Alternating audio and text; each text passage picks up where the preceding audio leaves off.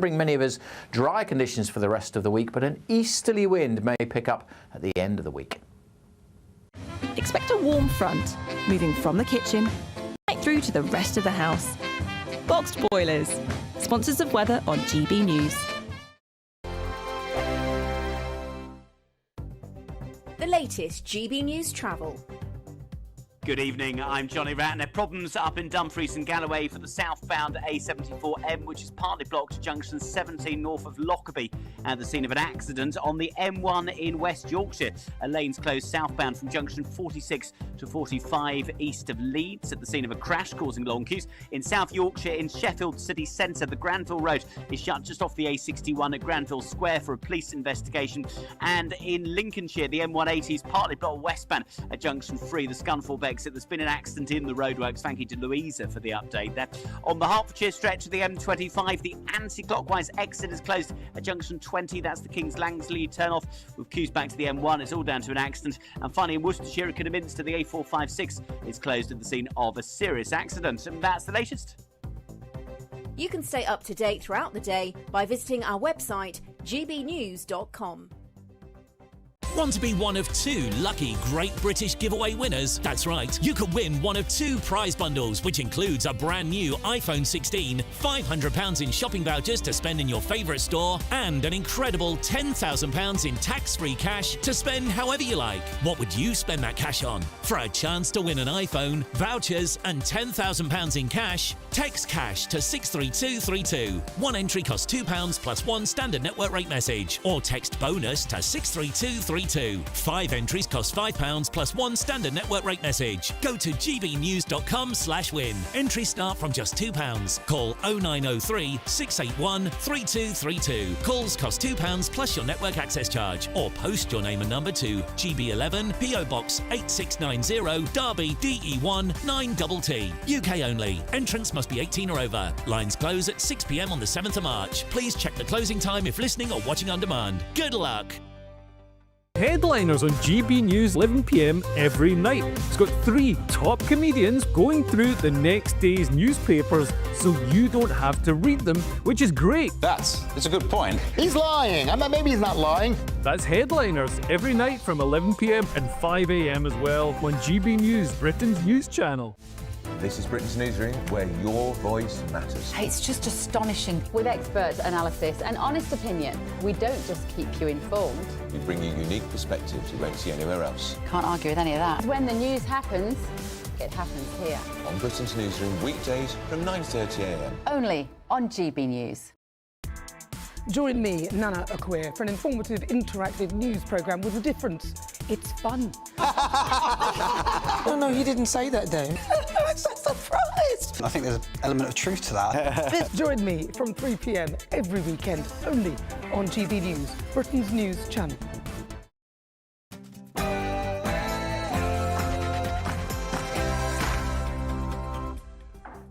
Hello there, it's 6 o'clock. I'm Michelle Dewberry, and this is Dewbs & Co. Coming up tonight, imagine sending your child or your grandchild off to school only to get an alert that the school is in lockdown because of a stabbing. Well, that's happened again today. This time, a 15-year-old stabbed to death. No, not in lawless London, everybody. This time in Sheffield. I mean, what do we even say to this? Some people suggesting it's time for metal detectors at the gates of all schools. Is it really? Also, Donald Trump, he is talking very tough, isn't he, when it comes to his favourite word in the dictionary, tariffs. Many people now saying that this is not going to end well, but what will it all mean for us here in the UK? And we've had Partygate, Beergate, and now you've got Voice Coach Gate. Yeah, you heard that right. Many people saying that the Prime Minister should now resign. Let's look at what on earth is going on.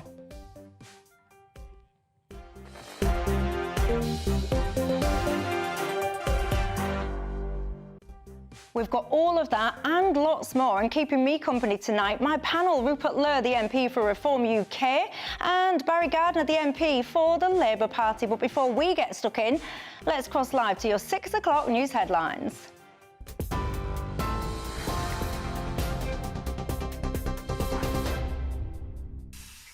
Very good evening to you. Our top stories. A 15-year-old boy has died after a stabbing at a school in Sheffield. The victim was airlifted to hospital after the incident at All Saints Catholic High School just after midday, but died of his injuries. South Yorkshire Police have confirmed that a 15-year-old boy has been arrested on suspicion of murder and he remains in custody. The Prime Minister says the UK won't pick between the US and the EU and says he wants to maintain good ties with both. Sir Keir Starmer has been speaking alongside Mark Rutte, the head of NATO, following talks in Brussels. Defence spending high on the agenda, but also he faced questions about the threat of tariffs from Donald Trump. The joint news conference came after Starmer joined an informal EU leaders summit. He's the first British Prime Minister to do so since Brexit. The relationship between the UK and the US and the EU, I've always been clear that both are important to us. Now, that for me isn't new. I think that's always been the case and will be the case for many, many years to come. That's why in my discussions with President Trump, we've touched on issues of trade and on issues of security, both really important in relation to the trade that we already do between our two countries, but also the security, the defence and the intelligence partnership that we've founded over many, many years, hugely important to our collective defence. Well, and the Prime Minister mentioned Donald Trump. He has confirmed that the US will delay import tariffs on Mexico for a month. And he's also hinted the UK may escape being subjected to similar sanctions. And Trump stated the UK is out of line when it comes to trade, but suggested a deal could be worked out after constructive conversations with the Prime Minister. Trump announced 25% tariffs on Canada and Mexico yesterday and 10% on China. But he has since announced a temporary reprieve from Mexico after a very friendly conversation, his words, with the Mexican President, Claudia Sheinbaum. Now, global markets slumped earlier following Trump's announcement and his stated intention to impose tariffs on the EU.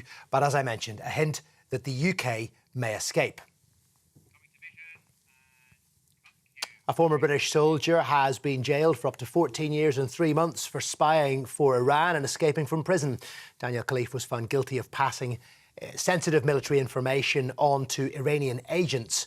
The 23-year-old also escaped from Wandsworth Prison on the underside of a delivery truck, but was caught 3 days later. The judge described him as a dangerous fool, motivated by a selfish desire to show off. And the Chelsea striker Sam Kerr called a Met police officer stupid and white during an incident at a station, a jury's been told. The Australia captain is on trial, charged with causing racially aggravated harassment to the officer during an incident in 2023. It's alleged Kerr and her partner had been out drinking when they were driven to Twickenham police station by a taxi driver who complained the passengers refused to pay clean-up costs after one of them was sick and that they smashed his window. Well, at the police station, Kerr is alleged to have become abusive and insulting towards PC Stephen Lovell. Those are the latest GB News headlines. I'll be back with more in about an hour's time. For the very latest GB News direct to your smartphone, sign up to News Alerts by scanning the QR code or go to gbnews.com/alerts.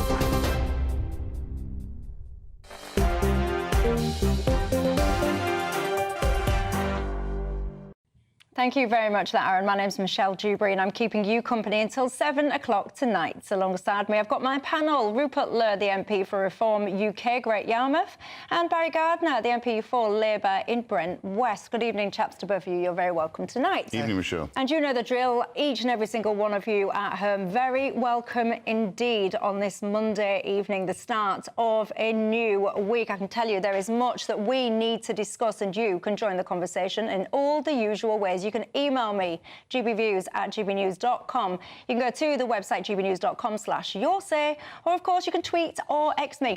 And one of you sent me an email on Thursday saying, Michelle, I've only just worked out that I can listen to your show on DAB radio. Yes, indeed. So if you need to go out, take me with you, you lucky people. There's no escaping my dulcet northern tones. Look, I can tell you now, a very serious topic that we need to start with. It feels like approximately 5 minutes ago, it isn't, but it feels like that, where I started my programme telling you that a school child had been stabbed. We were asking what on earth is going on in society. What is this country coming to? Well, fast forward, ladies and gents, to today, and we've had this shocking news. Take a listen. It's with great sadness that I share with you today a teenager has died following a stabbing at a Sheffield school earlier today. Our thoughts are with the family of the boy, his friends and the whole school community. At 12:17 p.m, emergency services were called to All Saints Catholic High School on Granville Road. The victim, a 15-year-old boy, suffered serious injuries, and despite the best efforts of the ambulance service, he sadly died a short time later. The 15-year-old boy has been arrested on suspicion of murder and remains in our custody at this time.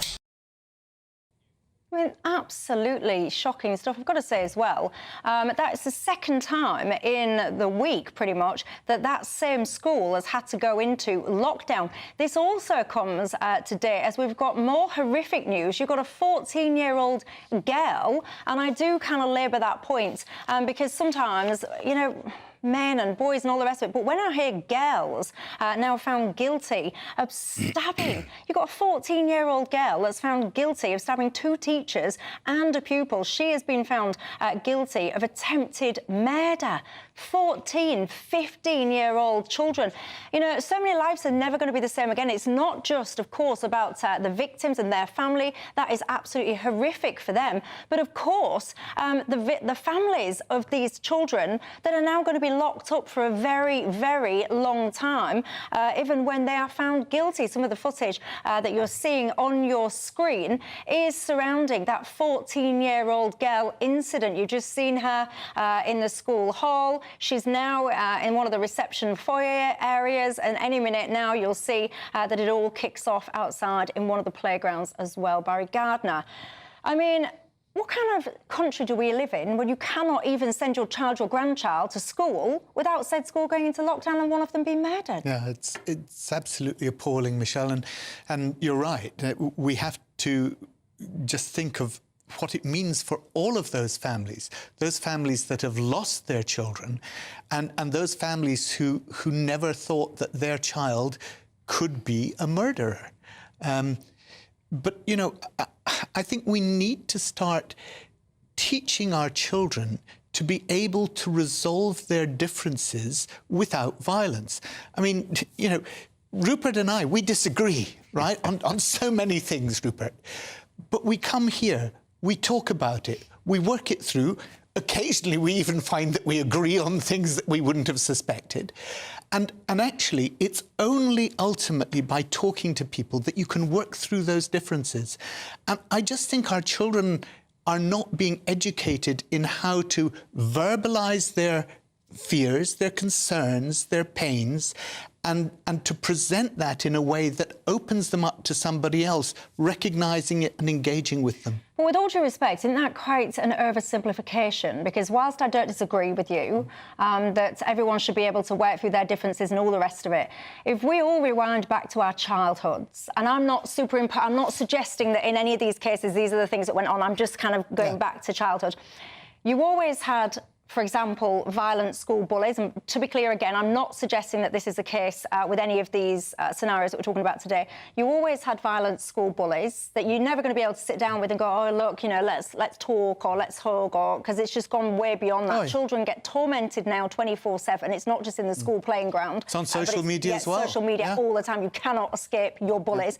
You've got gang culture now, where if you have the audacity to live in a different postcode, then you will either be stabbing a kid or you'll be the kid that's getting stabbed. Yeah. So it's gone way beyond that. It has, you're right. And of course, the way in which organised crime is tapping into our children, using them as drugs mules, using them in terms of the whole culture of selling drugs, and encouraging those kids because they say, this is peer pressure, you can be part of our gang, part of our family.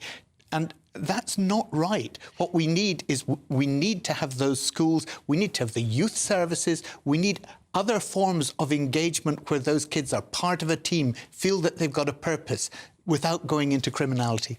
But Barry, it's a tragedy. That we agree on. We don't agree on very much, but we do agree on that. That's right. But it seems to be happening more and more. Yeah. And I think what we've got to look at is the root cause of why it's happening more and more.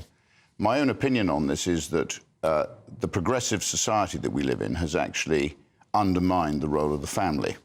So I think a lot of this is down to parental responsibility. I think the family has been demeaned. The family should be at the top of the agenda. From the family comes security, it comes learning, decency, all the things that are so important in society. And I think what's happened is that's been undermined. So a bit like Axel Rudder-Cabana, his family must have known what he was doing. You only had to look at his bedroom to see that. And again, I don't know with these children whether or not their parents knew they had knives or didn't have knives. This is something that goes back to the root cause of this is we must rebuild the family. We must rebuild family responsibility.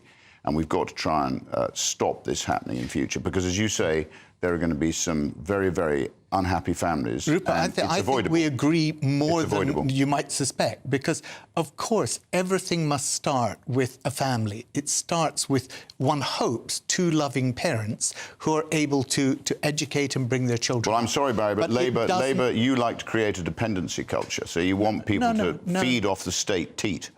Or suck off the state teat. I don't want that. I want proud individuals who bring up their families with respect for each other and respect for the rest of society. I don't want a dependency culture. I want high-minded, strong individuals. That's what we need now. I don't think any of us want a dependency culture. What we want is a culture in which everyone is able to thrive.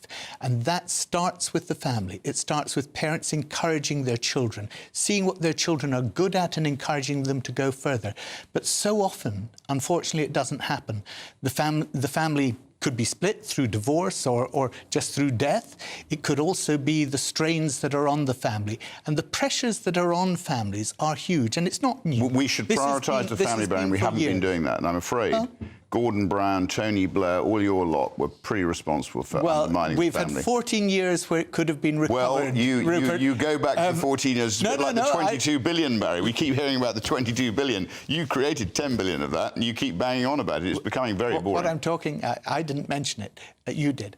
Rachel Reeves does every day. What I'm saying is that there's been 14 years where the family has been, under the Conservatives' agenda, it has been there to be made a bullet, to actually be the institution that they wanted it to be, but it hasn't. So why don't we give tax breaks to support the family? Why don't we give tax breaks? Why don't we help the family? I think we should, and indeed we do.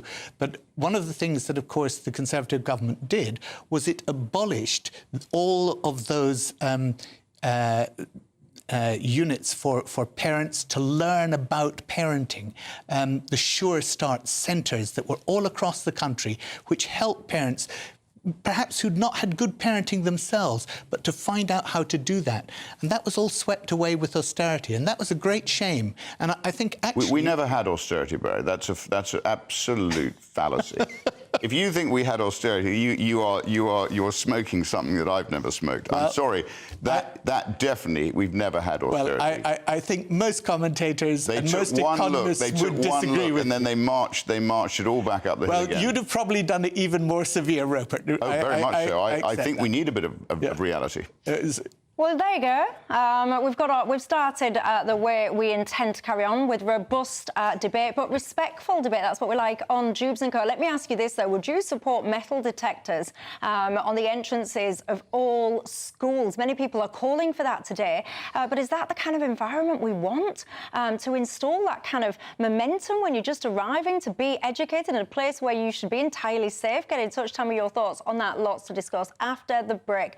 Verkle Coach Gates. Have you heard about that? No? Well, sit yourself down. You'll be hearing about that in 2 minutes. I also want to talk tariffs, Trump and the EU, and a whole lot more. I'll see you in 2. I'm Jacob Rees-Mogg, and this is GB News, Britain's news channel. GB News Breakfast, every day from 6 a.m.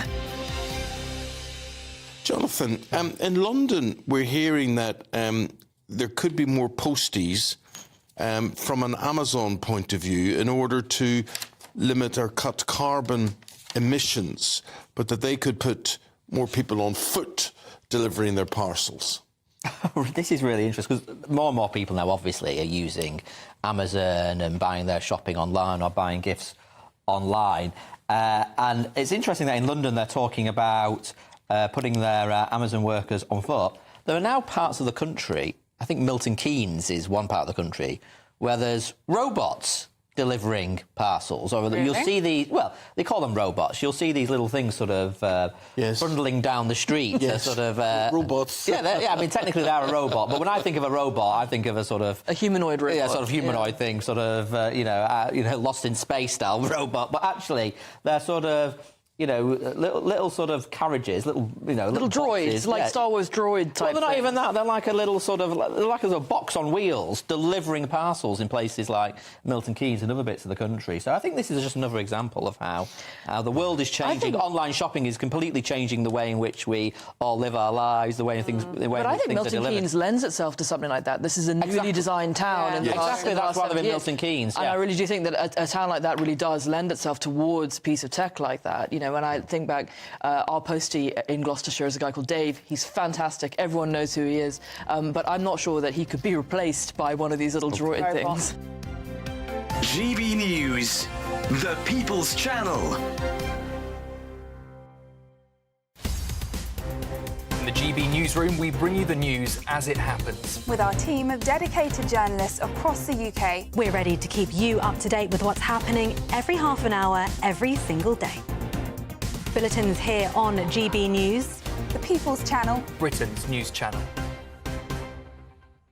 We're proud to be GB News, the People's Channel. And as you know, we always love to hear your views. Now, there's a new way of getting in touch with us at gbnews.com/yoursay. By commenting, you can be part of a live conversation and join our GB News community. You can even talk to me, Bev Turner, or any of the members of the GB News family. I'm Christopher Hope. From pop stars to politicians, I'll interview anybody in a pub who's got a political opinion. Join me every Friday on Spotify, Apple Podcasts, YouTube or gbnews.com, or wherever you get your podcasts. This is GB News, the People's Channel.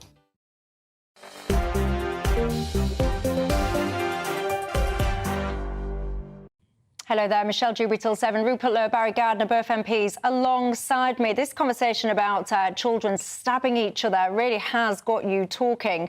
One of my viewers, Bruce, to credit you, you say bring back compulsory stop and set and roll it out, expand it. You're suggesting that might be the answer. Steve, on your say, you say, Michelle, we should bring back corporal punishment for these kids. What would you think to that? I think that's a bit extreme, Michelle. The parents, as I say, need to take more care of the children. So it's a no to corporal punishment, Steve. What about you, Barry? Would you be I'm not in favour of corporal punishment. Bit of a caning, bit of a... I think there is an argument for corporal punishment generally now for the most extreme crimes, but not for children. I think, Steve, and I'm going to try and get into your mind a little bit, because you don't say this, I'm just expanding. I think what you mean is that, and I think where you're going with this, there seems to be this total lack of respect now, doesn't there? And I would say it's not actually just towards teachers. It's towards people in power more generally, the way people speak to police officers.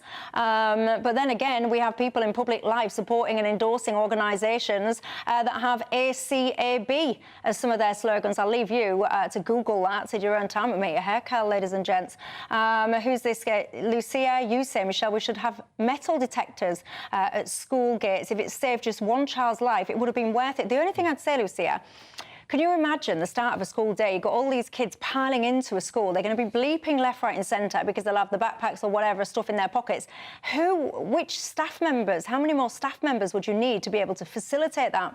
Metal detectors at school, yes or no? Well, I am a metal detectorist. I know, as I said, I've actually found an Edward the Fourth second reign half angel on my farm, as well as a lot of Roman coins and other things. So I love metal detecting. But for schools But I think in this case, probably not a metal detector. But if you want to put them through an airport scanner or something, then that would be different. But I think a metal detector, a scanner you could go through, a metal detector, sort of shaking a metal detector over people would be quite tricky. Barry?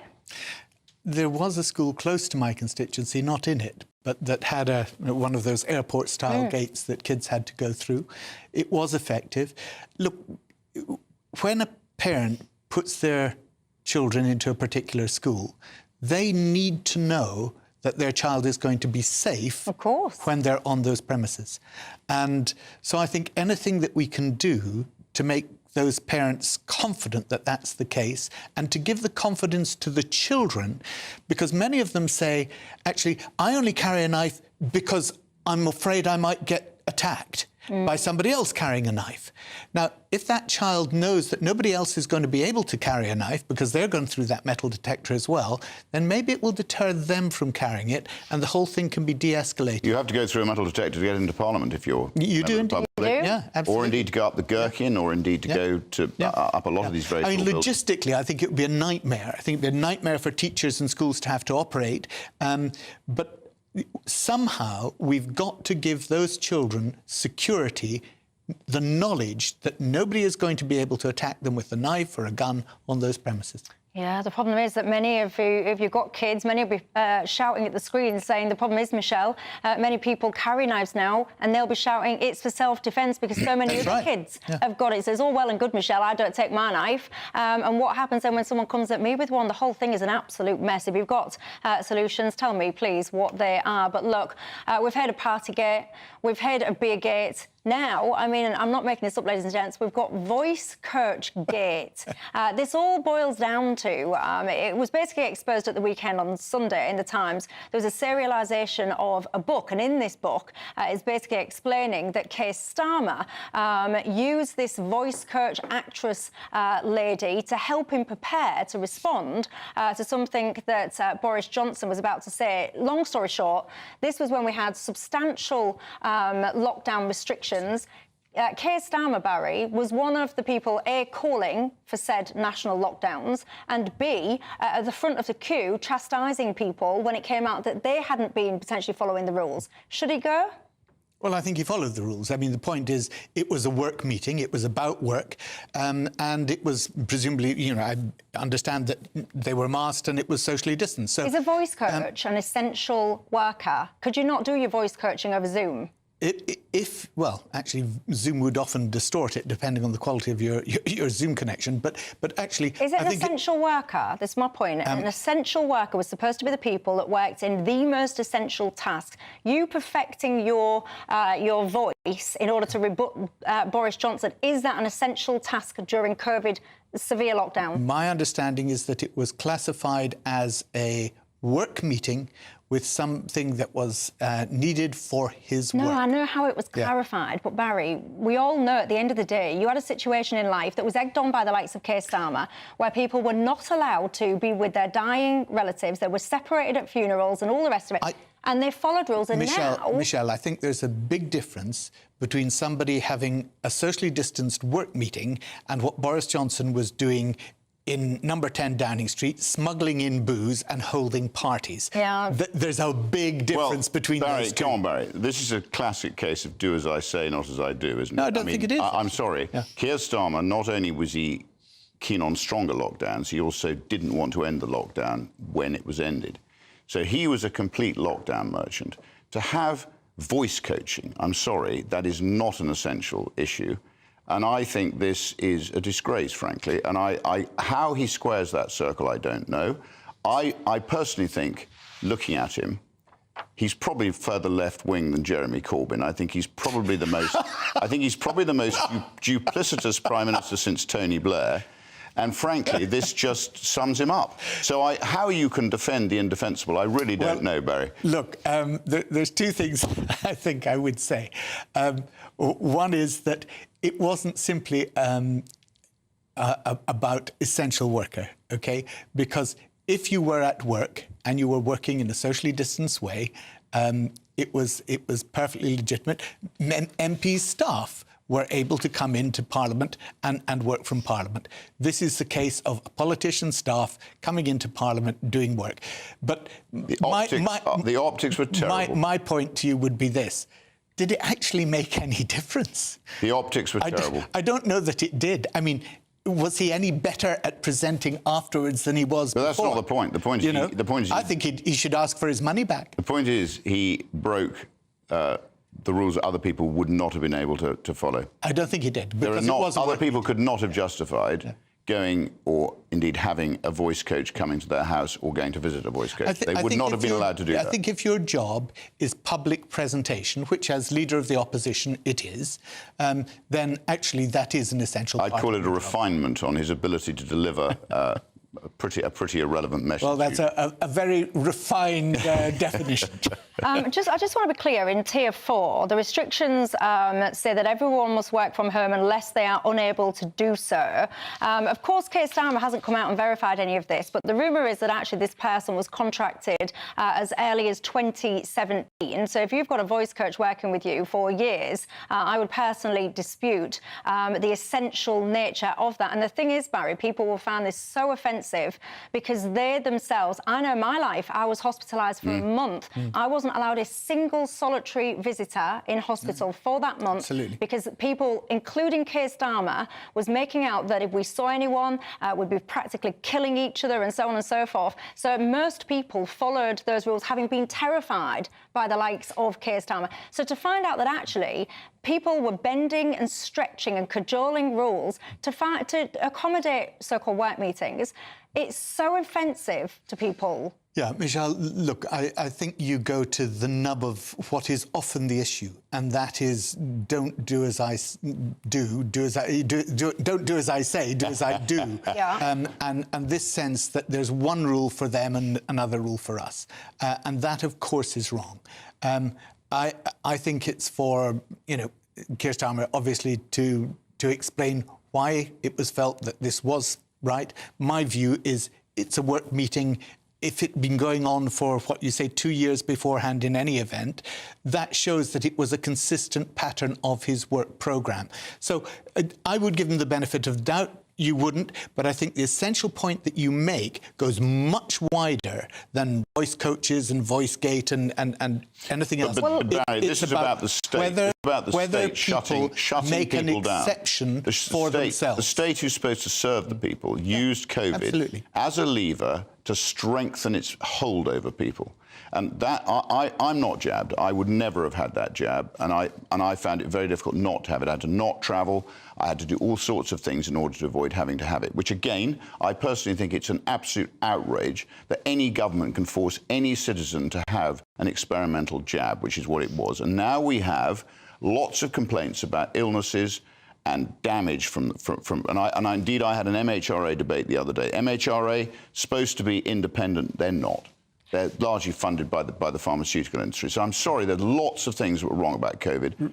Had Starmer been against further lockdowns, maybe he had an argument. He was pro longer and stricter lockdowns. You know that. Obviously, I've got to mention, by the way, just to do my legal bit, that some of those pharmaceutical companies are not here, and I'm sure that they would dispute some of the points just being made. Well, I don't think they can. No, but I do have to carry on, Barry. Yeah, look, my family had the same experience as you, Michelle, in lockdown. Only my wife could go and visit her 90 and 91-year-old parents, all during that time. The rest of the family were debarred. It was a very difficult time for many, many people. Rupert and I disagree over the value of those inoculations. I believe that they did save many lives. You believe that actually they didn't. We'll not agree on that. I don't think Boris Johnson thought it was a cold. I don't think he thought it was a cold when he had to go into hospital for those weeks during it.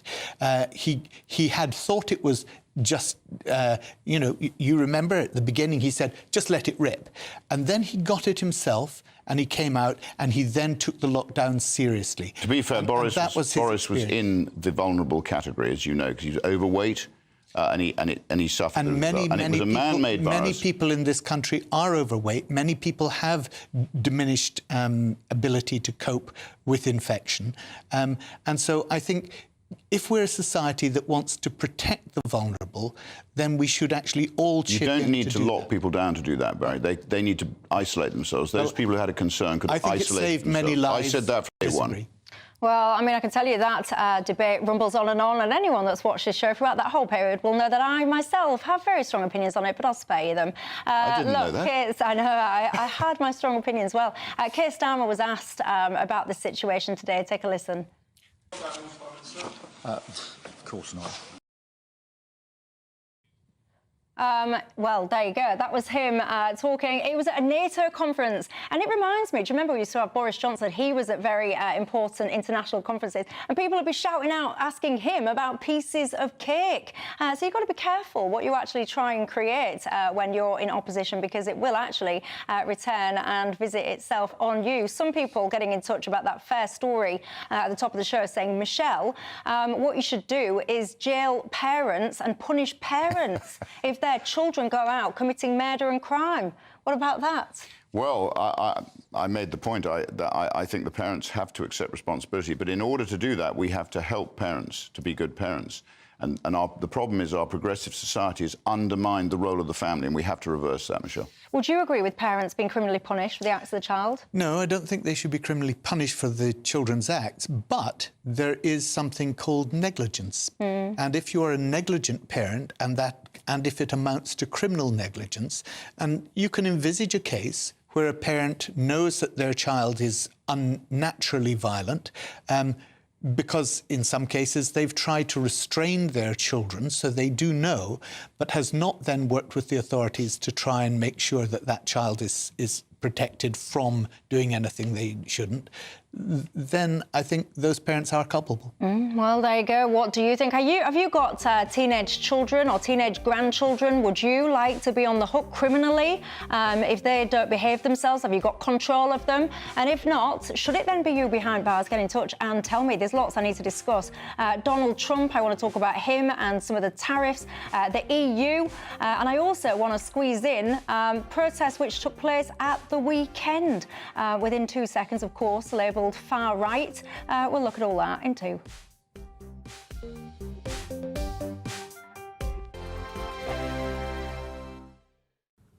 Evening. Yes, it's time for your latest weather update from the Met Office here on GB News. Bit of wet weather around tonight and tomorrow, but fairly mild.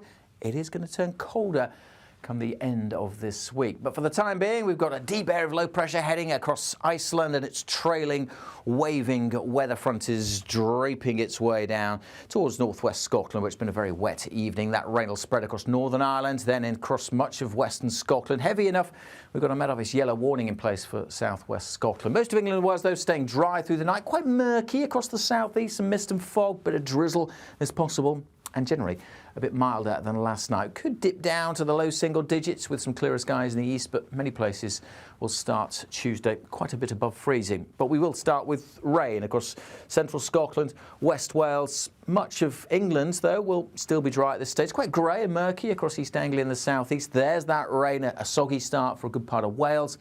Northwest England, southern Scotland, the rain edging away from Glasgow through the morning rush hour. In fact, much of northern and western Scotland also seeing some bright spells to start the day, but there will be showers coming in. Now, along this rain band, along this weather front, it's also going to be quite gusty, so a wet and windy spell, taking its time before it moves away from Wales. So a pretty soggy morning, that rain working into southwest England, into the Manchester area as well, and eventually jumping over the Pennines into parts of northeast England. Much of the rest of eastern England, though, having a dry day, turning brighter behind it, but with some showers. And quite a mild day. Again, double digits for many, but feeling cooler, particularly with the winds. Now, the winds will ease on Tuesday evening into the night, which will lead to a touch of frost on Wednesday morning. More showers coming into western Scotland, the north coast of Northern Ireland, but many places set fair on Wednesday thanks to high pressure. And for many, the dry, fine weather will continue through Thursday, Friday and into the weekend. However, it is also going to turn quite a bit colder. The latest GB News travel. Good evening, I'm Johnny Ratner. Well, we've still got long delays in West Yorkshire on the M1 northbound this evening from junction 45 to 46. There was a collision east of Leeds. All lanes are back open though now. Meanwhile, in South Yorkshire on the M18, one lane's been closed southbound from junction 2 to 1, the A1M to the Bramley turnoff. A lorry is having a tyre change just south of Doncaster, causing a short queue. And we're just hearing that in Upper Norwood, so of course this is in South London, the A214 Westow Hill, that's been shut for a police investigation. In Kent, between Rootham and Fairseat, the A227 Gravesend Road is also closed for a police investigation. And the A4 is blocked on the Bath Road at Brislington, so this is just southeast of Bath. Recovery works underway after a car overturned. That's the latest. You can stay up to date throughout the day by visiting our website, gbnews.com.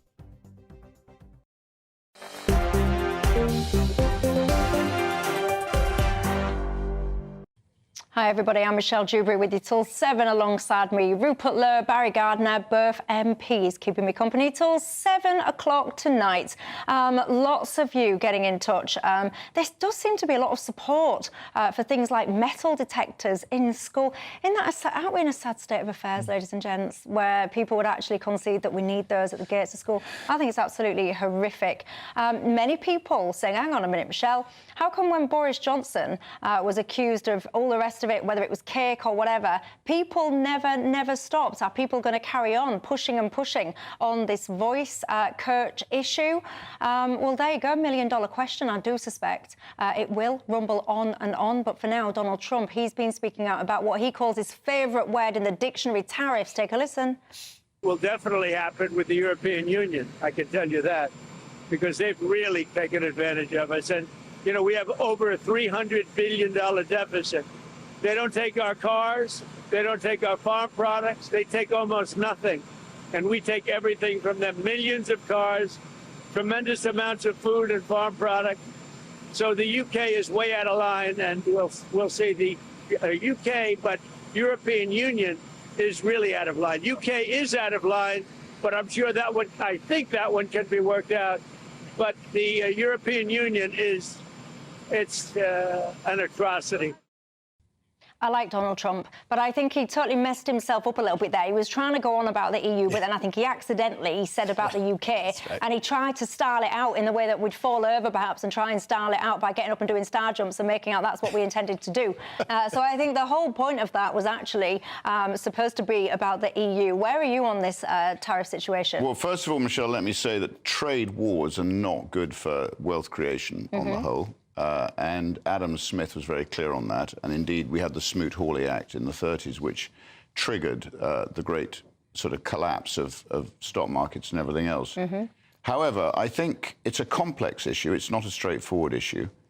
I sat in the European Union, round the table on the Agricultural Committee, and I can tell you Europe is fundamentally protectionist. So America has a massive trade deficit with Europe. That's what I think Trump was trying to say. And the reason for that is that they're very protective of all their farm products, so food and other things. They protect their own industries, and they don't have as open an economy as we have. We have a very open economy. And if you look at the numbers between America and Britain, they're not that far out of kilter. So I think we're probably OK. What I can't for the life of me understand is why would Keir Starmer go cuddling up to Europe just at the time when America may well put trade tariffs on Europe for being protectionist, when we're not. What we should be doing is talking to America about a free trade deal with America. We should be worrying about the British people. They voted for their own sovereignty. They voted for government in Westminster. They did not vote for some pig deal with Europe. So at the end of the day, we should be putting the interests of the British people at the top of the agenda, talking to the Americans, getting a free trade deal with them, because we're both open economies. We're both basically Anglo-Saxon economies. Europe is very different. It's a protectionist, socialist bloc, which is why Keir Starmer keeps going over there. So I'm concerned that he is, as usual, making the wrong call at the very wrong time. Do you agree with that, Barry? I actually agree partly with what Rupert has said, and that is about agriculture. Because Europe is protectionist on its agriculture, but actually where I disagree is so are we, because we say we have standards in this country. We don't want chlorinated chicken, we don't want racinated pork, we don't want the hormone-injected beef in this country, and we want to protect our farmers from very cheap influx that could come from America. But what I don't quite get in all of this is I thought Trump was supposed to be in favour of individual choice and free trade. Now, the reason that America has a trade deficit with the EU is that people in the EU, not because they're protectionist, although on agriculture, absolutely. Well, I think, Barry, it's not just agriculture. Well, their whole ethos is protectionist. Mainly it is. But the point is this.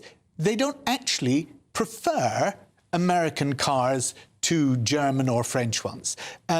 They buy what they want. Now, he's not saying Europe is too protectionist, therefore I'm introducing tariffs. What he's saying is we have a trade deficit, and those were his own words. We have a deficit with the EU, so I'm introducing tariffs. Now, that's not what tariffs are about. Tariffs are supposed to be protecting your market against unfair practice. Free choice by individuals in the European Union not to buy American goods is their free choice. Well, I don't actually think it's only that, Barry. I think America has carried the world from a defence point of view. So that's the next thing that's rattling down the track. Particularly Europe, particularly Germany, particularly countries who've been very rich have not been paying their fair share. So that's going to be the next target. But actually, America... But that wasn't the argument he made. No, but America has suffered huge trade deficits. And if you look at what's happened to our industries, they've been undermined by the fact that a lot of our production and a lot of our manufacturing has been outsourced to economies where labour is cheaper. And Jimmy Goldsmith actually was dead right on this. He forecast that this would actually undermine our industrial base. And what you're now seeing is Trump trying to protect his blue-collar workers. He's trying to redress the balance for them. And our government, as a sovereign government, should be trying to look after and protect the interests of our workforce here. Look, I absolutely agree with that. I have no doubt about that whatsoever. So I think he's trying to do the right thing. Quite where this ends up, I don't know. It may be very bad for world stock markets, they fell today, and it may be very bad for world trade. We don't know where it's going to end up. It depends how bullheaded everybody is. If people start putting on retaliatory measures, which is what happened with Smoot-Hawley, then we get serious problems globally. Whatever you think, he certainly delivers on what he said that he would do, didn't he? As I told you at the start of that segment, he said very openly that tariff is his favourite word in the dictionary. Does all of this concern you, though, or not? Many of you get in touch with me and tell me that you wish that we had a leader like Donald Trump. Do you still think that? Get in touch and tell me. But look, we live in a world, don't we, which seems to prioritise human rights often above all else. But if you've got the audacity to be concerned about the human rights of an individual that's been sent to quite intense solitary confinement for 18 months, you're far right. Tommy Robinson, the rally for him. I'll speak about that after the break.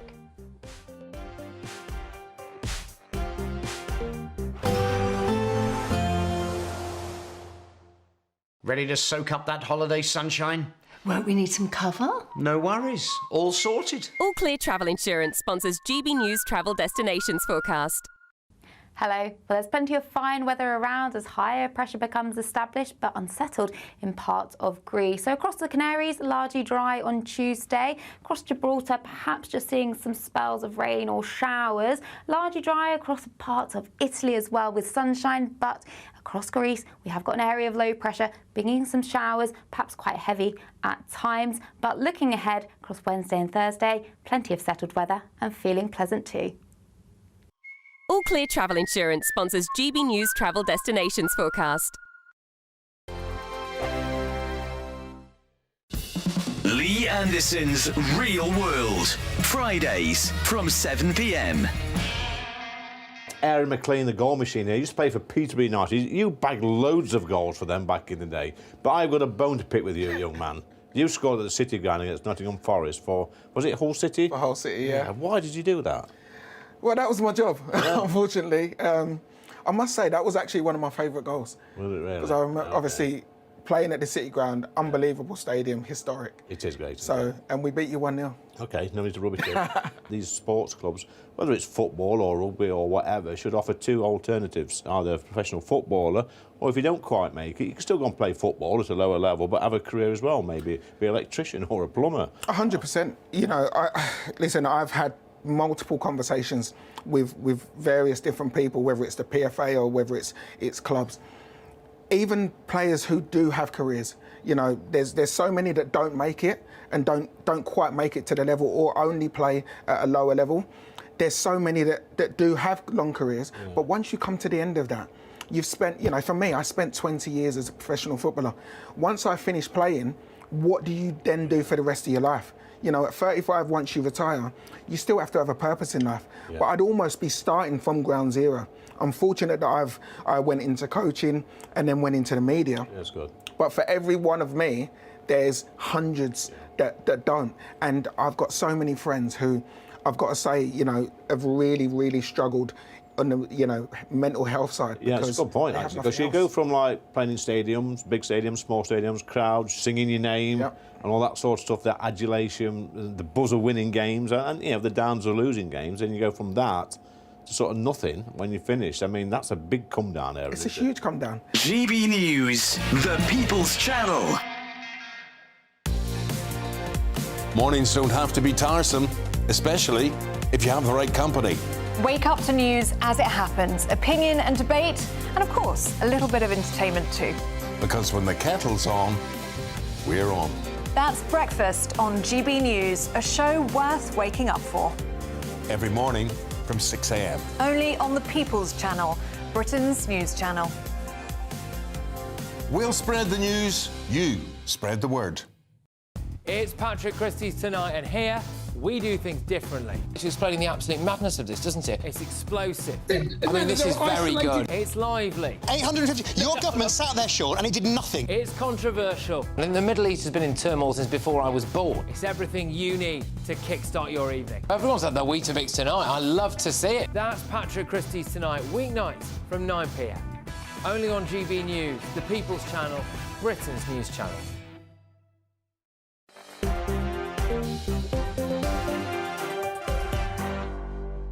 Yeah. Hi there, I'm Michelle Dewberry with you till 7 o'clock tonight. Alongside me, two MPs. What a treat for you. I've got Rupert Lowe from Reform UK and Barry Gardner from the Labour Party. Good evening, gents, and welcome back, everybody. Now, if you are someone that cares about human rights, and all we ever do these days is hear about how important human rights are, so many people champion them, and rightly so, by the way. But what about then if you care, if you've got the audacity, ladies and gents, to care about the human rights of someone like Tommy Robinson? Of course, he is in prison facing incredibly stringent, very tough solitary confinement situations. He's now got a situation where he's getting lots of visits banned, basically. Anyone that does manage to go and visit him, he's got NDAs that people have to sign. You know, many people took to the streets on Saturday. In London, actually, Rupert, they were called far rights, as you would expect. I mean, that just gets bandied around all the time, that phrase. Well, I'm called far right, Michelle, so what does it mean? It means nothing. Well, I know. The problem is it has been diluted now, so people that are genuinely far right, they're kind of, I mean, what do we even call those people now? But where are you on this issue? Well, with regard to the issue that you raise about Tommy Robinson's visitation rights, I mean, he should be treated, and I actually did write to the authorities about this to say I hope that he would be looked after as all other prisoners are looked after and treated in exactly the same way. I mean, under the law, we're all supposed to be treated equally, and I think it's wrong if you're not. So he deserves to be looked after correctly. He deserves to have the right visitation rights. And as I understand it, the march on the weekend was actually very peaceful, unlike some other marches we've had recently in London. So credit to the people who had a peaceful march. They have every right to march. They're basically solid British citizens who believe in the nation state, and they have every right to express their opinions on that. So I'm publicly, I put out a statement, Michelle, saying Tommy Robinson deserves credit for what he's done on the grooming gangs. I think he does. That doesn't mean to say he's right for reform. He's never wanted to be part of reform. No, but that's what I've never properly. understood. Has he ever actually come out? Because I find it quite interesting that Reform UK are constantly coming out going, Tom Robinson's not welcome, and it's like, it's a little bit, it's like saying to, I'm not going to go on a date with you, I'm not going to go on a date. Well, I haven't even asked to go on a date with you, thanks. Well, it's a case of render unto Tommy Robinson what is Tommy Robinson's and render unto reform what is reform's. I think that's how it should be. Yeah, but I just think it's very, very odd that you're all kind of going around going, Tommy Robinson's not welcome, and I don't know. I don't know Tommy Robinson. Maybe Michelle, he has I've never to be said part that. I've never said of reform. that. I find it very odd. Just sit yourselves down. Sensitivity, trigger warning, everyone, if you have a sensitive disposition, because I'm about to show you a far-right rally. Are you ready? This is the one in question. Brace yourself. I mean, really? Far right? Barry Gardner, where are you on this? Look, of course they had every right to go on the march, on the protest. That's every citizen's right in this country, and we must protect that right to protest. As far as human rights are concerned, my understanding is that Tommy Robinson is in jail because he defied a very clear court order. And he did so by playing to a very large crowd a video which the court had told him should not be played, which was about a child, and it made allegations in that video, I understand, that were untrue about the child, and indeed the courts found that to be the case and banned him from doing it because the child was being victimised as a result. So I think he was wrong to do that. I think he was wrong then to show that video in defiance of the court order, and it's absolutely right that he should therefore be imprisoned for defying the court order. That wasn't the question, Oban. Hang on. The question was about the march, actually. And no, the question was his visitation rights. Yeah, no, that was part of the question I was just coming on to. In terms of visitation rights, of course he should be treated in exactly the same way as any other prisoner who has if they're at risk within the prison service, they need to be protected. And he is a person of note. I don't know what assessment has been done on him, but if he is in solitary confinement... No, he is. He is. Yeah, that may be to protect him rather than actually as an additional punishment. Lots of it is to protect him, but let me ask you this then. So if you've got someone in solitary confinement, whether to protect themselves or not, or for other reasons, whatever... Yeah. Surely then, if everyone believes in human rights and all the rest of it, then you should be working to make sure that that prisoner, whoever that is, that they are not denied things like visitation and all the rest of it, because surely their mental health would benefit from that, wouldn't it? They should be treated in exactly the same way as any other prisoner in solitary confinement for that purpose, for that reason. But, I mean, Rupert, you don't condone the way in which a court order was defied publicly. Indeed, he said, I understand, in Trafalgar Square, I'm going to show it to you anyway, and I know I'll probably be arrested as a result. I made no judgments about why Tommy Robinson... But hang on, you're a member of Parliament like I am. We are there to uphold the law, and the law was very clear. Michelle's question was about visitation rights. Yeah, but I'm asking you a question. You're answering a different question. No, I've answered the question about visitation rights. I'm asking you a question. Do you believe that Tommy Robinson was wrong to defy the courts and break the law? Just do a quick yes or no, because I've only got about 20 seconds. I don't know the facts of what he did or didn't do. Look, there you go. Look, all I've got to say is this. I wish the media would stop calling thousands and thousands, tens of thousands of people far right. I don't deny that there's some people in this country that are indeed far right. I don't condone them. They're absolute wrong-uns. But so many people just want to live in a safe, decent country. That's all I've got time for. Good night, everyone. See you tomorrow night.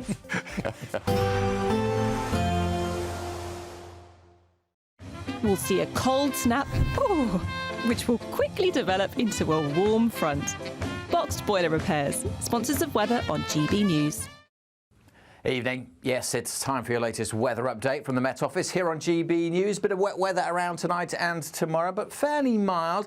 It is going to turn colder come the end of this week. But for the time being, we've got a deep area of low pressure heading across Iceland, and its trailing, waving weather front is draping its way down towards northwest Scotland, where it's been a very wet evening. That rain will spread across Northern Ireland, then across much of western Scotland. Heavy enough, we've got a Met Office yellow warning in place for southwest Scotland. Most of England was, though, staying dry through the night. Quite murky across the southeast, some mist and fog, bit of drizzle is possible. And generally a bit milder than last night. Could dip down to the low single digits with some clearer skies in the east, but many places will start Tuesday quite a bit above freezing. But we will start with rain across central Scotland, West Wales. Much of England, though, will still be dry at this stage. It's quite grey and murky across East Anglia and the southeast. There's that rain, a soggy start for a good part of Wales. Northwest England,